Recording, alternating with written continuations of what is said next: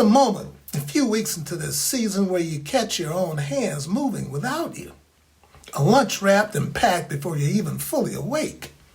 Sandals or shoes or boots already lined up by the door. A water bottle filled and dropped into a bag. A lunchbox snapped shut. A scarf or a jacket already hanging by the exit, ready before anyone asked. Different homes, different routines. Same strange, quiet realization. Wait, when did this start working on its own? A small, almost invisible moment, that's not luck.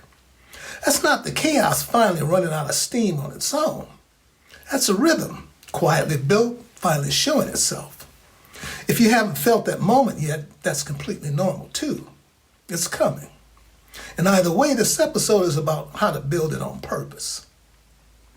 We've come a long way together this season. We stood in the doorway holding relief and grief at once. We sat in a quiet house and learned to hear it as rhythm instead of loss. We named the open doors the logistics and closed them one at a time. We felt the strange ache of becoming less needed on purpose because it meant someone we loved was growing up well. Every one of those episodes named a feeling. This one's different. This one's about building something with all of it. Here's the thing about rhythm that's easy to miss.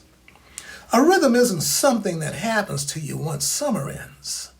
It's something you build in small, repeatable pieces out of exactly the material the season already gave you. Now, nobody sells a kit for this at checkout next to the pencils. You just build it out of whatever's already lying around. The quiet mornings you learn to sit with, those can become a rhythm. A cup of tea before anyone else is up. 10 minutes on a balcony, a porch, a rooftop, a doorway, wherever your quiet lives. Small and repeated, just yours. The open doors you learn to close one at a time, that skill doesn't disappear once the form's assigned. It becomes how you run October and November, and every busy season after this one. So let's name what's open and close one thing at a time. That's not a back-to-school trick. That's a rhythm for life. And the identity shift from director to consultant, that becomes part of the architecture too. A weekly moment where you notice what they handled without you and let yourself feel proud instead of unnecessary. None of this is new material. It's everything you've already been carrying this season. It's given a shape you can actually live inside. Now, this matters everywhere families are settling into a new term. Whether that settling looks like a fixed school-run schedule in a busy city, or a looser rhythm shaped by harvest season. Could be market days or when the light changes in a village far from any clock. Rhythm doesn't require a rigid schedule. It just requires repetition you can lean on.